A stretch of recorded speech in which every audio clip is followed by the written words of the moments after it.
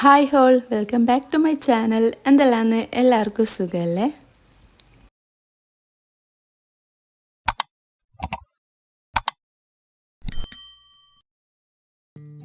വൈകുന്നേരങ്ങളിലെ ചായക്കൊക്കെ എന്തെങ്കിലുമൊക്കെ ആയിട്ട് പാക്കറ്റ് സാധനങ്ങൾ നമ്മൾ വീട്ടിൽ വാങ്ങുമല്ലേ. അപ്പോൾ നമുക്ക് വീട്ടിൽ തന്നെ തയ്യാറാക്കാൻ പറ്റിയ ഒരു അടിപൊളി സ്നാക്ക് റെസിപ്പിയായിട്ടാണ് ഞാൻ ഇന്നിവിടെ വന്നിട്ടുള്ളത്. ദിവസങ്ങളോളം സൂക്ഷിക്കാൻ പറ്റിയ ഒരു അടിപൊളി സ്നാക്കാണ്. അപ്പോൾ അതിലേക്കായിട്ട് ഒരു 5 മുട്ട ഞാനിവിടെ പൊട്ടിച്ചു വയ്ക്കുന്നുണ്ട്. അതിലേക്ക് കുറച്ച് ഉപ്പും കൂടി ചേർത്ത് കൊടുക്കാം. പിന്നെ ഒരു 1.5 കപ്പ് പഞ്ചസാരയാണ് ഇതിലേക്ക് ചേർത്ത് കൊടുക്കുന്നത്. ഇത് വേണമെങ്കിൽ മിക്സിയിലിട്ടിട്ട് ഒന്ന് അടിച്ചെടുത്താലും മതി, പഞ്ചസാരയൊക്കെ ഒന്ന് മെൽട്ടായി വരാൻ വേണ്ടിയിട്ട്. അല്ലെങ്കിൽ ഇതുപോലെ ഒന്ന് മിക്സാക്കി എടുത്താലും മതി. എന്നിട്ട് അതിലേക്ക് ഒരു 1.5 ടീസ്പൂണ് എള്ളും പിന്നെ ഒരു 1.5 ടീസ്പൂണ് ജീരകവും കൂടി ചേർത്ത് കൊടുക്കുന്നുണ്ട്. ഈ ഒരു സമയം തന്നെ ഒരു കപ്പ് തരിയും കൂടി ഈ മുട്ടൻ്റെ മിക്സിലേക്ക് ചേർത്ത് കൊടുക്കണം. ഞാനത് ഇപ്പോൾ ഇടാൻ മറന്നു പോയിട്ട് പിന്നെ ഇട്ട് കൊടുക്കുകയാണ് ചെയ്തിട്ടുള്ളത്. തരി വറുത്തതായാലും വറുക്കാത്തതായാലും ചേർത്ത് കൊടുക്കാം. എല്ലാം കൂടി നല്ലോണം ഒന്ന് മിക്സാക്കിയതിന് ശേഷം നമുക്ക് പൊടികൾ ഇട്ട് കൊടുക്കാവുന്നതാണ്. അല്ലെങ്കിൽ ആദ്യം മിക്സിൻ്റെ ജാറിലിട്ടിട്ട് മുട്ടയും പഞ്ചാരയും ഒന്ന് നല്ലോണം അടിച്ചെടുത്താലും മതി.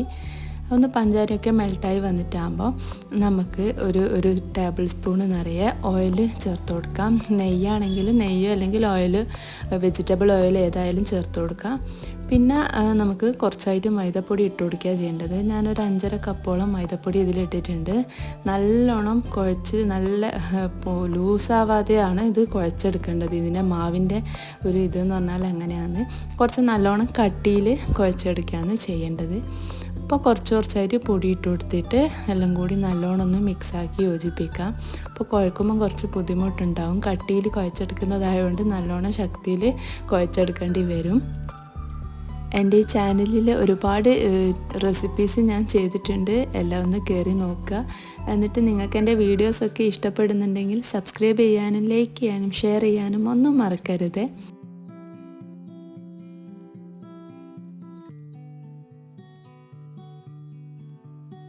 അങ്ങനെ ലാസ്റ്റ് പാത്രത്തിൽ നിന്നും കയ്യിൽ നിന്നൊക്കെ വിട്ട് വരുന്ന വിധത്തിലാവുമ്പോൾ നമുക്ക് പൊടി ചേർത്ത് കൊടുക്കുന്നത് നിർത്താം. എന്നിട്ട് ഒരു 10-20 മിനിറ്റ് ഒന്ന് റെസ്റ്റ് ചെയ്യാൻ വേണ്ടി വെക്കുന്നത് നല്ലതാണ്. കുറച്ചധികം സമയം തന്നെ റെസ്റ്റ് ചെയ്യാൻ വേണ്ടി വെക്കാം. എന്നിട്ട് ലാസ്റ്റ് ഒന്ന് പരത്തുന്ന സമയം നമുക്കിതുപോലെ കൗണ്ടർ ടോപ്പിൽ വെച്ചിട്ട് നല്ലോണം ഒന്ന് ഉരുട്ടിയെടുക്കാം. എന്നിട്ട് ചെറിയ ബൗൾസ് ആക്കിയിട്ട് ഞാൻ മാറ്റിയെടുക്കുന്നുണ്ട്. എന്നിട്ട് ഓരോ ബൗൾസും നമ്മൾ നല്ലോണം എത്ര കനം കുറഞ്ഞ് പരത്താൻ പറ്റുമോ അത്രയും കനം കുറഞ്ഞിട്ട് എല്ലാം ഒന്ന് നല്ലോണം ഒന്ന് പരത്തിയെടുക്കുന്നുണ്ട്. അപ്പോൾ ജീരകവും മറ്റേ എള്ളൊക്കെ ചേർത്തത് കൊണ്ട് തന്നെ ജസ്റ്റ് അതിൻ്റെ മേലിലേക്ക് കൂടി പരത്തുമ്പോൾ കീറലൊക്കെ വരും. അതൊന്നും സാരമില്ല. നമുക്ക് ഏറ്റവും കനം കുറഞ്ഞ രീതിയിലാണ് ഇത് പരത്തിയെടുക്കേണ്ടത്. അപ്പോൾ കണ്ടില്ലേ, ഇതുപോലെ നല്ലോണം കനം കുറച്ച് പരത്തിയെടുക്കാൻ വേണ്ടിയിട്ട് ശ്രദ്ധിക്കാം. ഇതുപോലെ തന്നെ പരത്തിയെടുക്കണം. ഇനി അതിന് മുകളിലേക്കായിട്ട് കുറച്ച് ഓയിലൊന്ന് സ്പ്രെഡ് ചെയ്ത് കൊടുക്കുന്നുണ്ട്.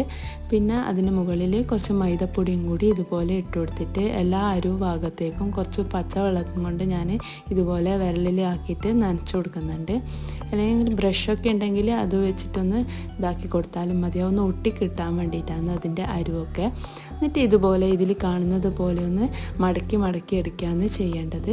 എന്നിട്ട് ഇതുപോലെ ചെറിയ കനം കുറഞ്ഞിട്ട് കട്ടി കുറഞ്ഞ വിധത്തിൽ കട്ട് ചെയ്തെടുത്തിട്ടാൽ നമ്മുടെ കേക്കിൻ്റെ ഇതൊക്കെ റെഡി ആയിട്ടുണ്ട്. ഇനി ഇതൊന്ന് ഫ്രൈ ചെയ്തെടുക്കുക ചെയ്യണ്ടു.